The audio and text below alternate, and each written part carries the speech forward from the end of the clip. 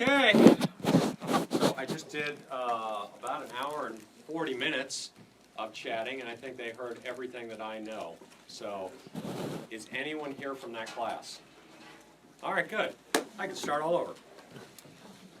So I am your congressman. I sit in the House of Representatives as the representative for here, Simi Valley. I go up to Santa Clarita. Yes, I do have Magic Mountain. And I go into the Antelope Valley. So I have all of Palmdale and a good portion of Lancaster. About 707,000 people we represent, and we write the laws. That's basically what Congress does. We write the federal laws. The president does not write a law. Congress writes laws. So if there is something going on, we do it. And then the president is involved on the other end once we've done our work. I thought I'd talk about just a couple things today and then just open it up for questions. First, how many in here are 18? Just a couple? Colonel's 18. So here's the deal. Your voice is your vote. When you turn 18, we would love for you to register to vote. Don't tell you how to vote. That's all up to you. But if you can register to vote and vote, then you have a voice in that election or in that proposition. So this coming election, we have 17 propositions. We have a school board race, we have a city council race, congressional race, assembly race, senate race, presidential race. So there's a lot going on. We're going to talk about legalizing marijuana. We're going to talk about putting a $2 tax on cigarettes.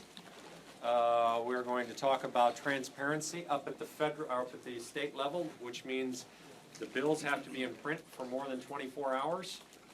So you couldn't just sneak something in and say, hey, I want to make this legal. Nope. Everyone's got to be able to read it for 24 hours. Those are all good things. We're going to talk about prescription drugs. All of those things are on your ballot. So if you are a voter, those are the things you'll be reading about. Of course, you'll be seeing the presidential election, but that's a circus, so anybody can see that. Okay? What would... Is anyone going to ask a question, or am I going to drag them out of you? Are you thinking? Okay. Young man in the back. What are your thoughts on legalizing marijuana? Oh, went right to it. So I saw all three of you were talking, and you were all discussing whether you should ask that, right? Yeah. Okay, so there's a couple different things about marijuana. Marijuana can be a drug to help someone that is in pain. I think that's true. I think that some people in pain, marijuana relieves that pain or allows them to cope with the pain. I firmly believe marijuana helps. If we're going to change it recreationally, we have to do it over in Washington, D.C. You can't do it here in the state. So even if we vote on November 8th to legalize marijuana, it's still illegal. So if we're going to make it legal, we have to do it over at the federal level, which would mean Congress would have to be involved. I think it would change us a little bit culturally. Just like when we changed alcohol back to a legal drug. What was that, the 21st Amendment? 21st. So once we changed that back, I think it changed the culture a little bit. We had a very difficult time with alcohol, and I think you'd see that with marijuana. If culturally we can handle it, then okay, fine. It's going to cost some money. It costs hundreds of billions of dollars every year to handle people who are alcoholics. So just know that. If we infuse another drug in, we're going to have more health costs. Yes, ma'am? If we legalize marijuana, what would the driving laws be? Would they be similar to like driving? Yeah, so driving, just in my background, I was an LAPD officer for 18 years, so I have a little bit of knowledge on impairment of driving. Alcohol, it's pretty easy to notice the differences in slurred speech, in bloodshot eyes, in the way people have balance, things like that. So alcohol changes you quite a bit. Marijuana doesn't change you that much. And so it's more difficult to see the impairment on marijuana. Now, marijuana does have an impairment that changes your ability to drive. And so it would be illegal to be impaired on marijuana. But it's just more difficult to see somebody who's high on marijuana as they are drunk on alcohol. So, but impairment is impairment. If you cannot operate a motor vehicle without something that is changing your ability to react, to notice, to stay focused, all of those things, you can be pulled over for impairment if you are on NyQuil, which is 20% alcohol. Yes? What is your stance on the death penalty? Oh. So the death penalty is one of our propositions this year. Does everyone know that we had the death penalty in California? Because some of you probably don't know. We have not used the death penalty in probably half of your lives. I think 2008. I think 2008 was the last time someone was put to death that was convicted, and they've gone through all their appeals process. So I have two issues with the death penalty. First one, we don't use it. So if we're not gonna use it, then should we get rid of it? Probably. If we're not gonna use it, we should probably get rid of it. If, what I believe is we should probably keep it for the very, very heinous, difficult capital crimes. And we should make the appeals process faster. So the appeals process right now is about 20 to 25 years. So if I was convicted of murder right now, and they gave me the death penalty today, it would be about 2042 before I would get through all my appeals. Minimum. Minimum. Typically, people who are convicted of a capital crime are not 18 years old, they're in their 30s or 40s. So now you're talking about somebody who's gonna be in their 70s when you put them to death. And it's just not working out. So I'm okay with getting rid of the death penalty. Those people have to stay in prison for the rest of their life. But if we're gonna use it, then use it, make it faster. Let's get to the punchline quicker. Yes, sir. So Donald Trump is the Republican nominee for president. Mhm. Do you plan to vote for him, and why or why not? Oh, boy, so I'm not gonna tell you who I'm gonna vote for. All right, but do you support what Nope, he? I don't. I know, so I came out about a month ago and said I don't support what he does, I don't support his comments, things like that. But every day I've been in state legislature or federal legislature, I said I was gonna stay out of the presidential election. So you have enough. If I turn this phone on right now, I probably can get 20 different Twitter feeds on what Donald Trump ate for lunch or Hillary Clinton had for breakfast. So you can get enough information on that, so I stay out of it. I think that Donald Trump has gone way overboard on a lot of the comments. And the second thing I'll say is, Donald Trump was a liberal about 10 years ago. And so I have a little bit of a trust issue. I'm a Republican, I'm pretty conservative, so I have a trust issue there. I don't trust what Hillary Clinton has done. But I'm gonna let everybody decide what they're gonna do. And I've always done that with presidential elections. There's enough garbage out there, you can decide. I will vote, but that'll be me. What else you got? Yes, sir. What are your opinions on assisted suicide? Wow. So an hour and 40 minutes, and we didn't talk about that. No. Assisted suicide, so, we're gonna probably talk about abortion. I'm sure somebody out there is going, golly, I hope we talk about abortion, right? Is anybody thinking that? Uh-huh. Two of you? There's more of you, don't worry. You're just the brave souls. I have a problem with assisted suicide.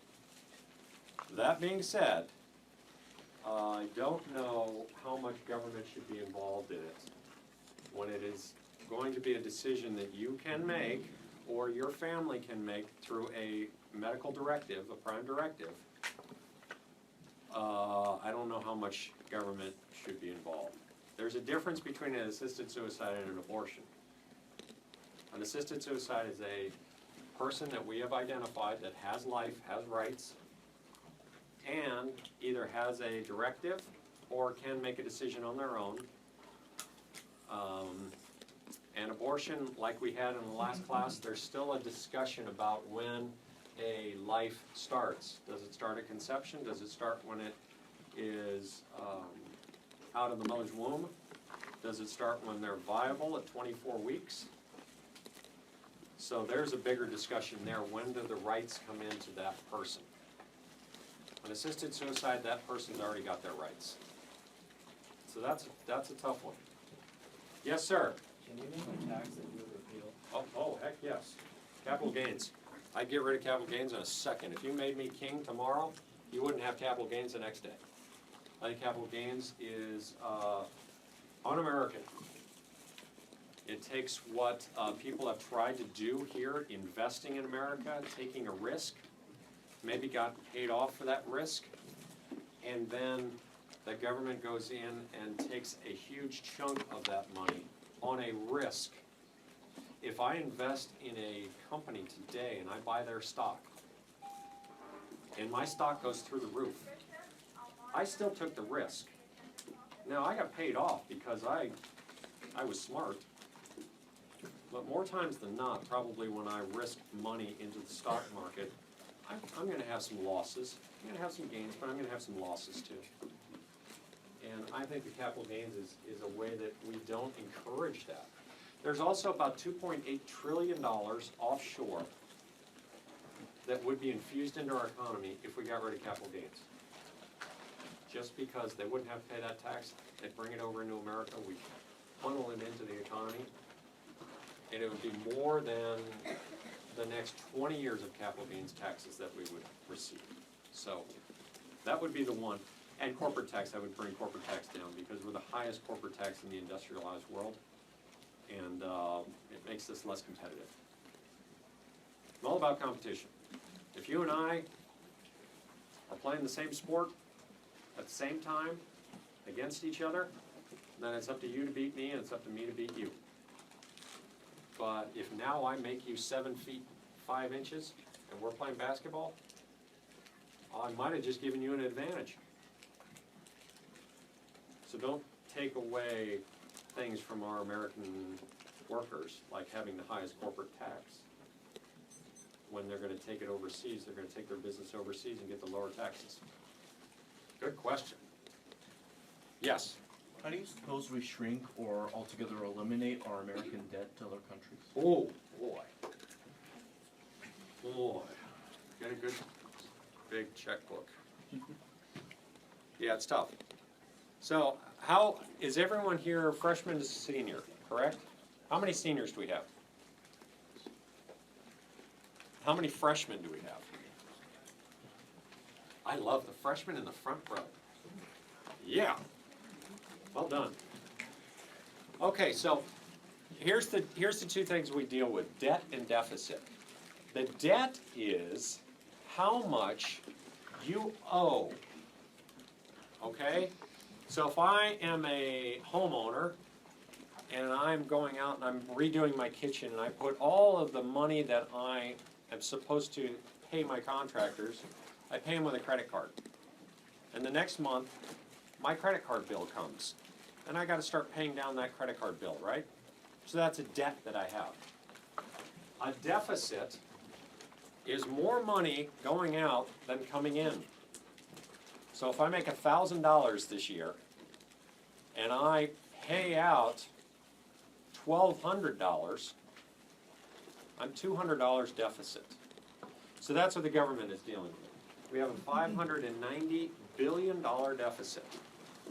That means over the last few years, we've spent more money than we brought in. $590 billion more. Our debt is about $19.5 trillion. So, here's my exercise. Where are my freshmen? Who's good at math? Oh, I almost got you. Nobody's good at math? He got volunteered. Is he good at math? He's good at What math are you taking right now? Algebra 2. Okay, Algebra 2, and you're a freshman. You're good at math. All right, good. So, our debt is $19.5 trillion. Nobody in this room knows how much that is. Nobody. But here's how much a million is. Every time I snap my fingers, $1 comes out. Okay? $1 million, if I did this, it would take me 11.7 days to do.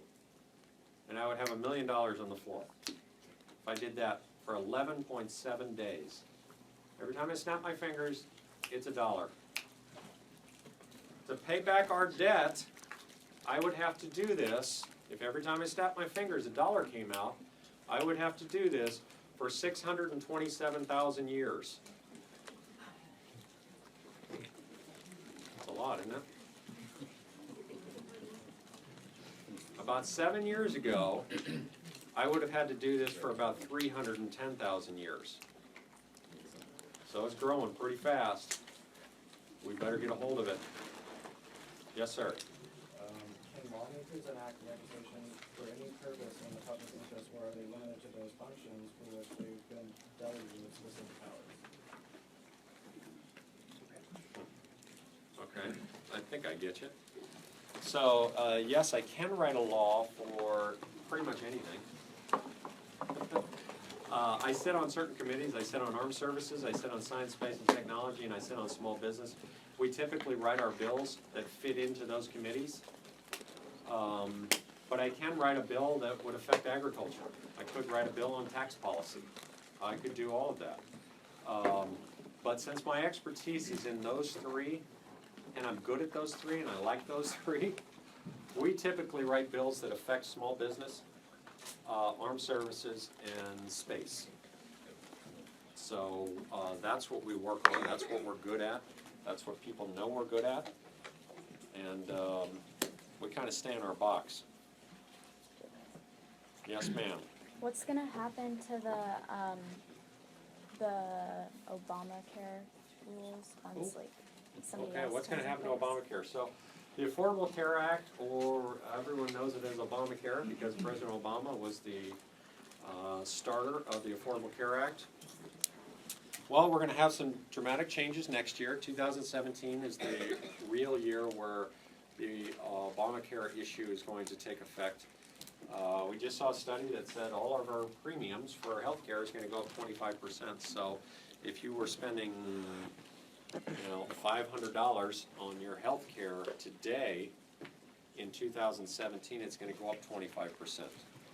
So then you're gonna be paying $625. So a lot of businesses and people are gonna be upset, and they're gonna pay more for health care. Now, we can change it quite a bit and allow competition to be infused and allow more companies to be involved and all of that, and I think that will happen. But I think we're gonna have a health care, whether it be called the Affordable Care Act or something else, we're gonna have that for your life. I think that it's part of us now. It's our DNA. Yes, sir. Half up. What's your opinion on taxing junk Taxing food? who? Junk food, or Junk food? I don't think I've ever heard that question. I eat a lot of it, so no. Yeah. Don't tax junk food. How are we gonna grow? Be healthy. Tax apples. I'm kidding. I'm kidding. Don't go home and tell your mother. Taxes, a sales tax is what makes your city grow, is what makes you have parks, what makes you have sidewalks and streets. That's all sales tax. So when you buy something and you pay a sales tax, that typically goes into your city so that your city can run all of the things that happen. So that's part of the deal. If you're gonna go out and buy ho-hos, you're gonna have to pay. They don't even have ho-hos anymore, do they? It's all about the ding dongs. It's all about the ding-dongs. All right. Or chocolate aisles. All right. What is junk food today? Is it like Hot Funyuns? No? That's what my son eats. Hot Cheetos, those are good. I like the soft, puff ones. I see a question back. Yes, young lady, I know it's killing you. Do you support abortion? Oh, boy, we had to get to it, didn't we? No. With 2 minutes left. There's 2 minutes left? Yeah, I told you it goes fast. 2 minutes for abortion? No, 2 minutes for lunch. No, I'm pro-life. I am. I'm pro-life. It's a faith issue for me, and it's part of me, just my decision. But it's a lot on my faith and my morality. So, but I kind of stay in my box of what I do. I do aerospace, I do space, I do small business. That's what I do. So. Okay, one last one. Young freshman in the front. What's your opinion on climate change? Oh, golly. Freshman. Climate change. Does everybody agree that we have climate change? Yes. No? Sure we all. I said yes. Okay. Okay, so we have a difference in the climate, there's no doubt. So I do believe that we are in a different cycle, that we've transitioned over into a cycle. But I also think that what we've put into the air has hurt our environment. There's no doubt about that. Just like I don't believe you should put a warning on the side of a cigarette. If you're putting smoke into your body, it's bad for you. I'm not a doctor, but it's bad for you. So if we're putting smoke into the air, it is bad for the environment. There's no doubt about that. And we have to be competitive with other countries, though. We can't let China do something that we're not doing, or us do something that China's not doing. Always have to be on a competitive advantage. I don't want to play against him who's 7'5". I want to play with him. Okay. Boy, that was Time has quick. expired. We're going to take it for a step, but if you have a question